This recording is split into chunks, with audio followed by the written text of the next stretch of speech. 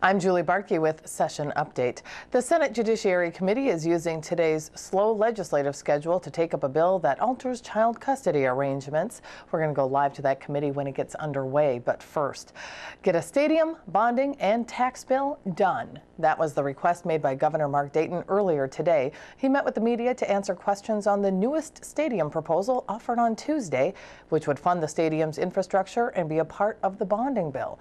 We're going to show you that news conference at this time.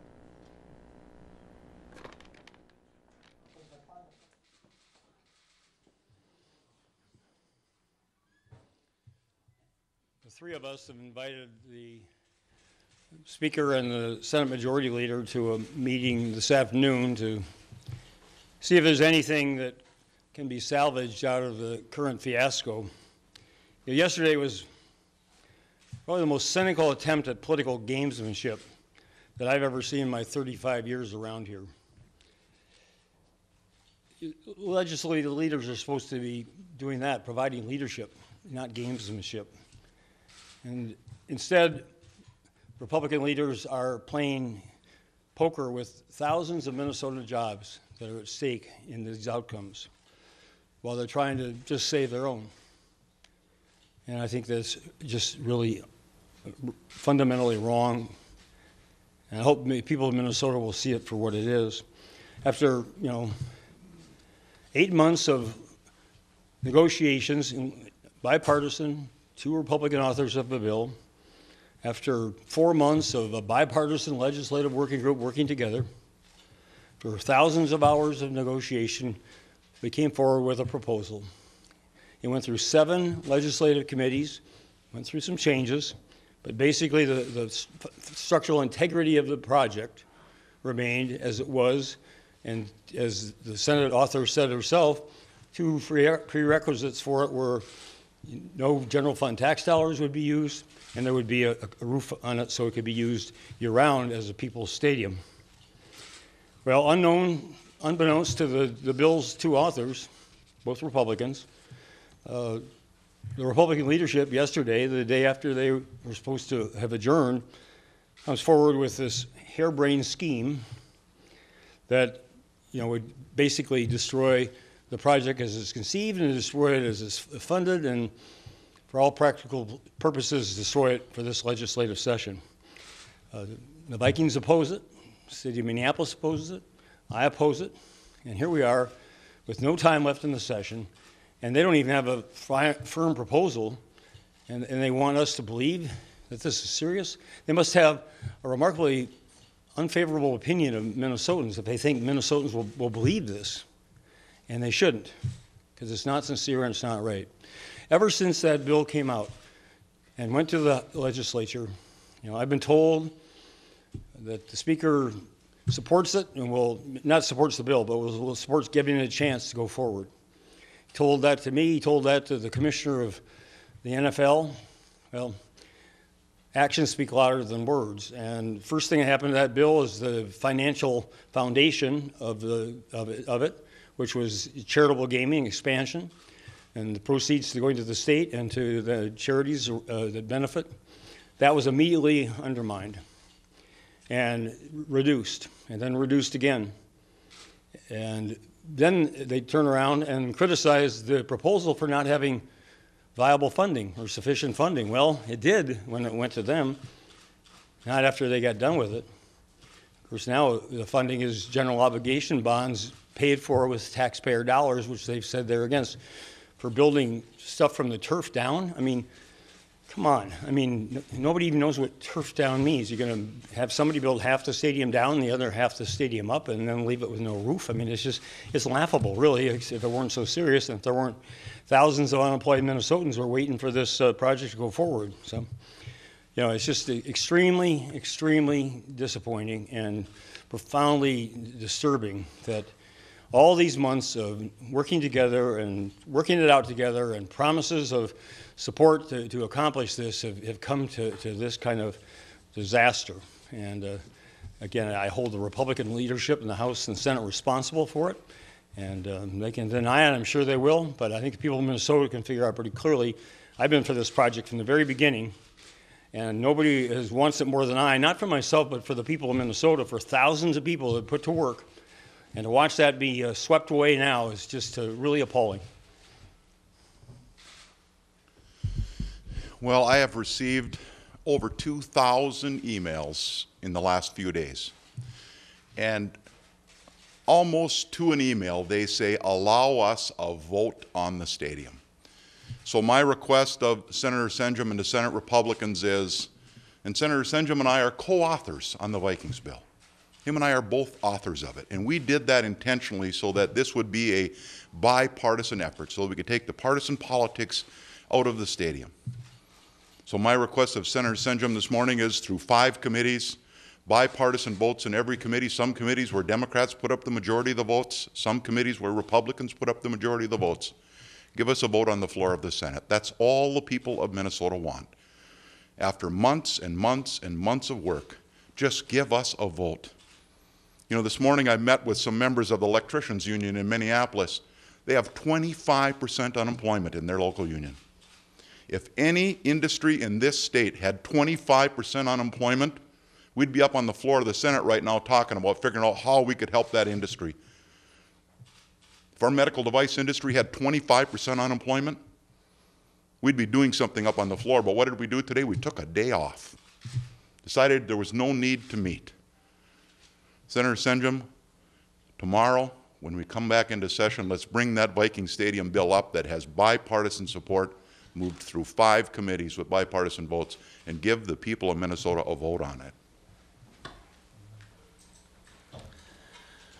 Well, Minnesotans are watching the legislature very intently, and I certainly and Minnesotans hope that we can avoid a crash landing here and come up with solutions that are going to work for the people of Minnesota.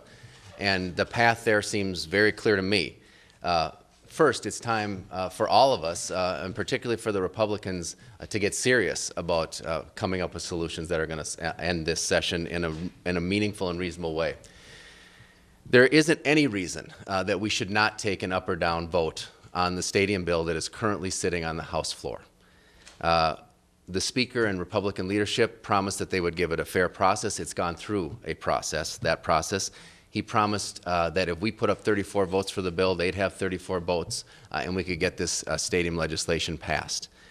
The only fair thing to do at this point is to take up the stadium bill and give it a vote, an up or down vote. The tax bill that's being brought forward by the Republicans isn't acceptable. It is not responsible. We're not going to be responsible for blowing a hole in our future budgets, and we can start to work that out, but we can't believe that poor fiscal management can be the marker for this legislative session. We can put a tax bill together that makes sense, but the one that the Republicans are now pushing through the legislature certainly is not that. On bonding, we remain willing and open to work on a traditional bonding bill that will get thousands of Minnesotans back to work, and I think that is something that we can accomplish and get a bill that will actually get 81 votes in the House and the equivalent number in the Senate. I'm not sure exactly what that number is, and create jobs now in the future. But this really, at the end of the day, we started this session talking about jobs. We should be ending the session talking about jobs. And this stadium bill is about jobs, thousands of jobs. A traditional bonding bill, which we have been fighting for all session long, as you know, is all about jobs. The tax bill the Republicans are pushing through is not about jobs. So let's focus on the jobs. Let's get the work done that we can for the people of Minnesota and end this session in a serious way. Governor, when you use words like disaster, fiasco, put the blame on the House GOP and the Senate, doesn't that up the rhetoric? Does this in any way help come to a conclusion by using strong language like that? Well, I'm just telling the people of Minnesota the truth, as I perceive it. And no one's been more committed steadfastly to this stadium and the thousands of jobs it would provide than I have. And to see it all come to this the day after they've said they're going to leave, and to have somebody, trying to pretend that they're being serious and sincere in offering this kind of scheme, I just find offensive.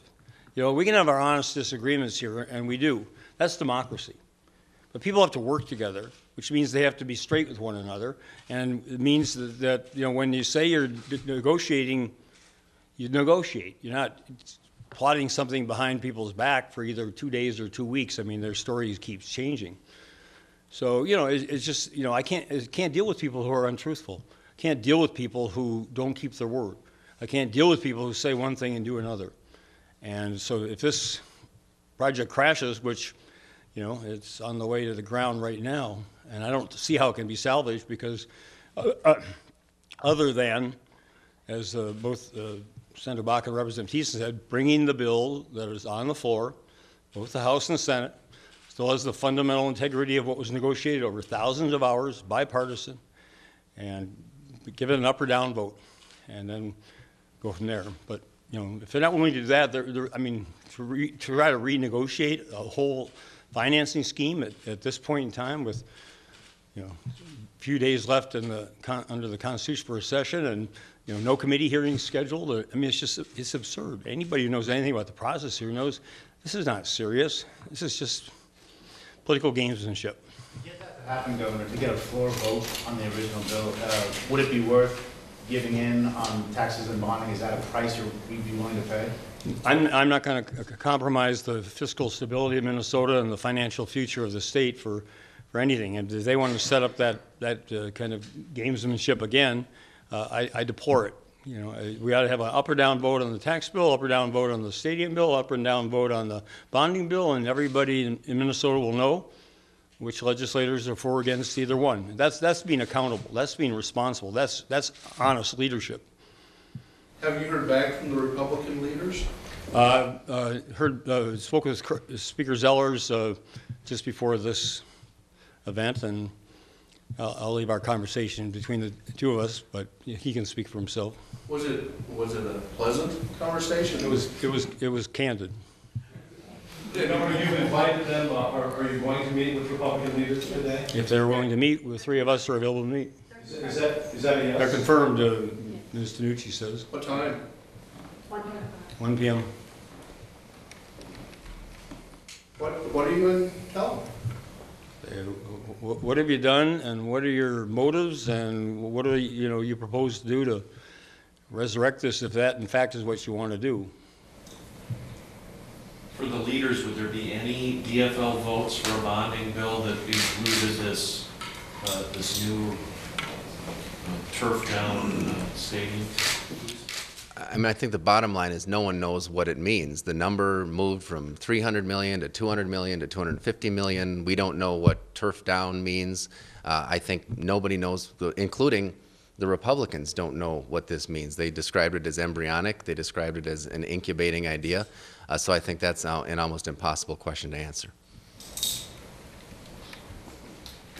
Can you elaborate on how they're being untruthful? Is it that they negotiated with the Vikings without other people knowing, and just aren't they allowed to go into their own caucus and sort of play around with ideas? What's the untruthful? Well, 2 months ago, a month ago, while it was going through the committee process, but now they claim that their caucus won't support expansion of gambling. They voted 2 days ago for an expansion of gambling with the racetracks and the tribes. I mean, that doesn't hold. They say they can't get the votes, so they told a very high-ranking official over the weekend that they had the votes in the House and the Republican side to match the 34 that Representative Thiesen's committed. So, I mean, what they say just doesn't hold up. They said that they met for the last 2 days. They said they been doing this for the last 2 weeks. Either way, they didn't even let the bill's authors know what's going on. While we're in negotiations, we met, 6 times in the last 7 days, I believe it is, on all these matters. I mean, to be coming forward yesterday for us to find out about a third hand from somebody else, otherwise we might not even know about it now. I mean, it's just ludicrous, and it is untruthful. Have your relations with the Vikings suffered at all through this? I mean, they were providing information, part of this negotiation with the House. You said that they did it behind, without you knowing about it. Do you feel like you can deal with them in the same fashion you have in the past? Well, we had a candid conversation yesterday afternoon as well, and I understand the dilemma that they face. I think they were put in a very unfair situation by the Republican legislative leaders, which they need goodwill on both sides or all sides to have this be successful. And it was the Republican leaders who were trying to do this, behind the closed doors, and without anybody, including their own bill's authors, even knowing about it. So I fault them. Does this hurt chances of the Lanning-Rosen plan passing too? I have to ask the Speaker and the Majority Leader. Minority leaders. Does this hurt, if that would come up, is this going to hurt its chances? Well, the bill that's currently on the floor is the bill that Senator Senjum and I are authors of. I thought until yesterday we both supported it. He has been, Senator Senjum and I have both been not at every working group meeting, but at a lot of the working group meetings together, working together. And I mean, he called me over the Easter break and asked me if I could get my caucus to do heavier lifting to get it out of Senator Vanderveer's committee. I mean, we've been, and I agreed to do that. We have been working, I thought, pretty closely together with the bill that's currently sitting on the floor. I'm pretty surprised by the developments yesterday that there has been some kind of ancillary negotiations going on by Republican leaders that I have been, and that I believe Senator Rosen said she's been unaware of. Have you talked to Senjum since this came out yesterday? No, I have not. Why not? I don't know what I would say to him, except that just give us a vote on what we all, him and I and Senator Rosen, have been working on. Governor, is your real problem with this that you weren't informed? I mean, it's appropriation bonds versus GO bonds. They say it would get a stadium done. Is the problem that they just didn't talk to you about this? Well, I mean, this is a $975 million project. It's got all sorts of interconnections with the financing between the city of Minneapolis, the state, and the Vikings. And, you know, we've been working on this for 8 months, and now the day after the legislative session is supposed to end, they've got a brand new proposal. I mean, it's just absurd.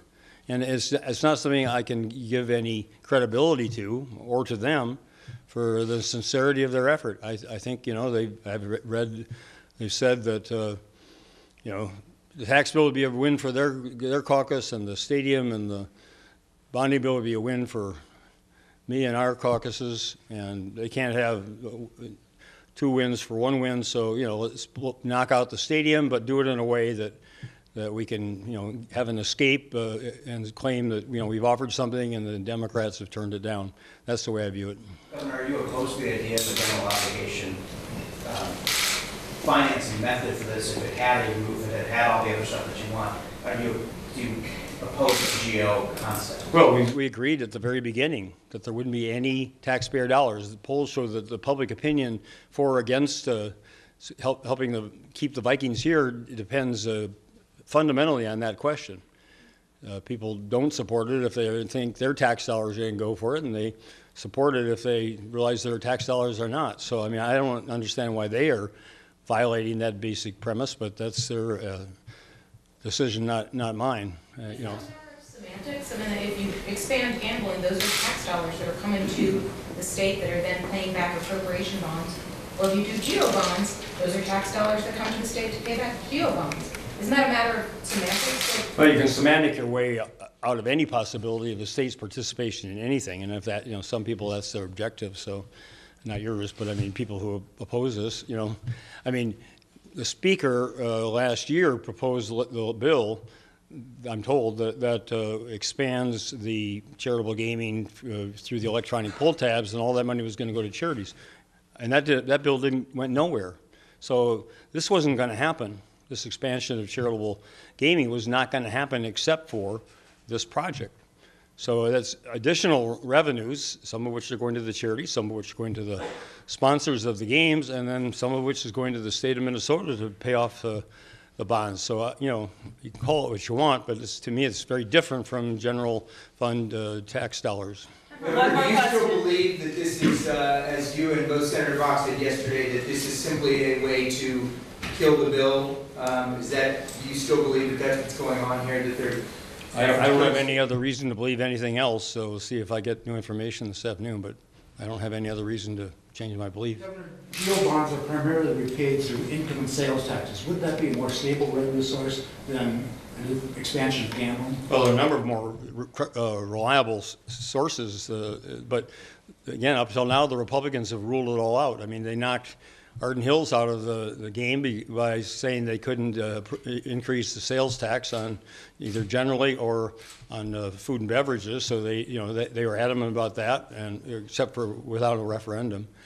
So I mean, there were justifications for that, but that hemmed us in here. And then no general fund tax dollars would hemmed us in there, and so we came up. I mean, the charitable gaming is not ideal, but it was literally the only one left standing after all of their restrictions, and then we thought that they sincerely wanted to go with that and make this successful. And then as soon as it got into the committees in the House, it started to chop away at the charitable gaming proceeds for the project, and point where they did become questionable in terms of whether they're sufficient or not. Well, they were insufficient only because they made it that way.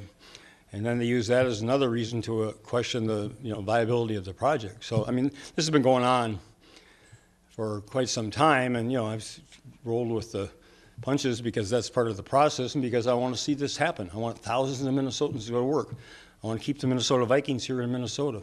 I want to do what we said we'd do: build a new stadium that's going to be capstone to Minnesota, and conventions and concerts and all sorts of things that come from doing what's right for the state. And I thought I had a partner. Governor, the Republicans suggested that this was roof ready. If you ultimately got this stadium and it happened over time and got phased in, would that be okay? Well, we have a consultant who's worked on a number of these stadiums around the country and the financing of them, and he's not aware of any stadium that ever was quote unquote roof ready that's had a roof added to it. And why would you? I mean, why wouldn't you do it all in one piece and do it right? I mean, when will the time come to get public support, political support, legislative support for putting another $100 million, $120 million into putting a roof on? And until that happens, you got a stadium that's sitting empty for 355 days a year. Thanks.